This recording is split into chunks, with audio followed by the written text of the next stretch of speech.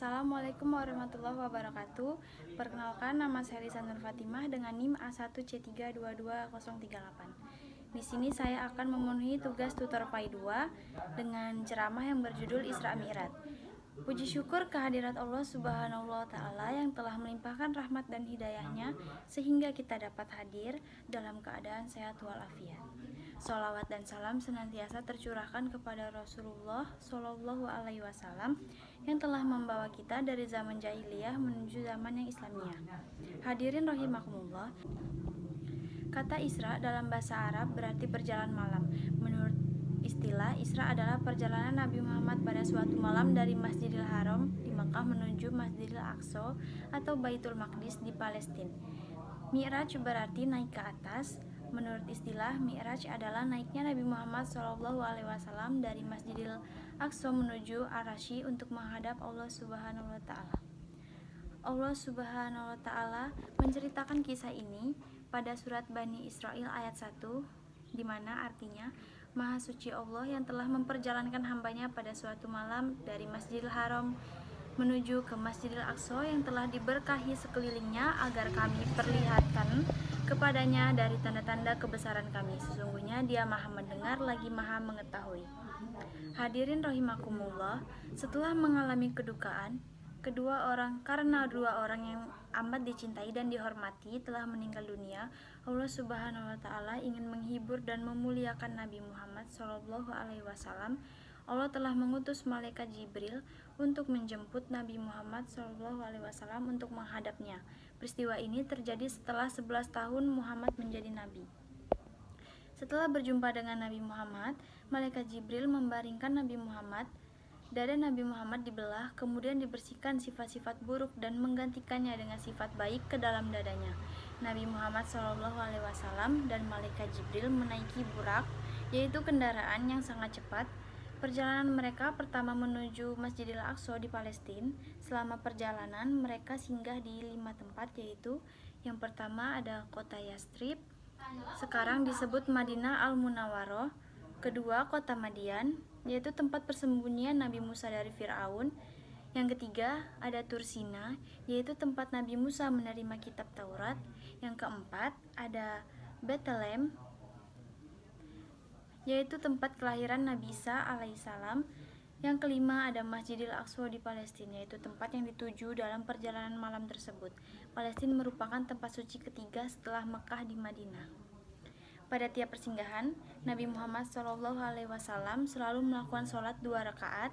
Sesampainya di Masjidil Aqsa, disuguhkan 2 buah gelas yang masing-masing berisi susu dan arak. Nabi Muhammad SAW mengambil sebuah gelas yang berisi susu, kemudian malaikat Jibril mengucapkan selamat kepadanya karena beliau telah memilih yang baik bagi dirinya dan umatnya. Setelah menjadi imam, Rasulullah diangkat ke Sidratul Muntaha untuk menghadap Allah Subhanahu wa Ta'ala bersama malaikat Jibril.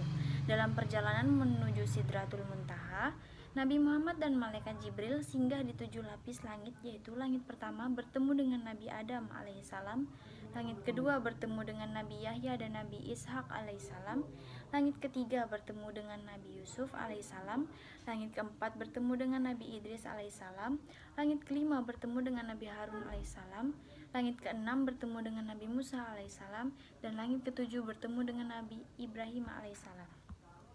Hadirin rahimakumullah, setelah melewati lapis langit tersebut, Nabi Muhammad diajak ke Baitul Maqmur, yaitu tempat malaikat melaksanakan tawaf. Kemudian naik ke Sidratul Muntaha, dan dalam perjalanan ini malaikat Jibril tidak ikut serta. Kemudian Rasulullah bertemu dengan Allah Subhanahu wa Ta'ala. Dalam pertemuan Allah tersebut memerintahkan kepada Nabi Muhammad untuk melaksanakan sholat sebanyak 50 waktu. Ketika hendak turun, Nabi Muhammad bertemu dengan Nabi Musa dan beliau bercerita tentang perintah sholat yang diterimanya dari Allah Subhanahu wa Ta'ala. Mendengar cerita tersebut, Nabi Musa menyuruh Nabi Muhammad untuk menghadap Allah kembali guna meminta keterangan. Nabi Muhammad berulang kali menghadap Allah untuk memberikan keringanan. Akhirnya Allah memberikan keringanan perintah sholat kepada Nabi Muhammad menjadi 5 waktu setiap harinya. Allah memberikan pahala yang sangat banyak bagi umat Nabi Muhammad seperti melaksanakan sholat sebanyak 50 waktu. Setiap peristiwa itu Nabi dikembalikan ke Mekah. Pagi harinya Nabi berniat menceritakan hal tersebut kepada kaum Quraisy. Nabi Muhammad bertemu dengan Abu Jahal dan meminta Abu Jahal mengumpulkan kaum Quraisy. Kesempatan itu tidak disia-siakan untuk meyakinkan kaum kafir Quraisy tentang kebohongan Nabi Muhammad SAW. Abu Jahal menyeru kaum Quraisy untuk berkumpul. Setelah kaum Quraisy berkumpul, Nabi Muhammad menceritakan segala kejadian yang dialaminya dalam Isra Mi'raj. Ceramah Nabi Muhammad tersebut disambut dengan ejekan dan cemoohan. Abu Jahal menghasut kaum Quraisy untuk tidak mengikuti ajaran Nabi Muhammad yang penuh dengan kebohongan. Kemudian menemui Abu Bakar dan menceritakan apa yang mereka dengar dari Nabi Muhammad. Mereka bertanya kepada Abu Bakar, apakah Abu Bakar mempercayainya? Dengan tegas Abu Bakar menyatakan bahwa dia meyakini apa yang telah diceritakan oleh Nabi Muhammad SAW.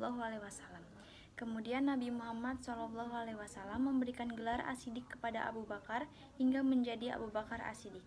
Hadirin rahimakumullah, demikian ceramah yang dapat saya sampaikan. Lebih dan kurang saya mohon maaf. Wassalamualaikum warahmatullahi wabarakatuh.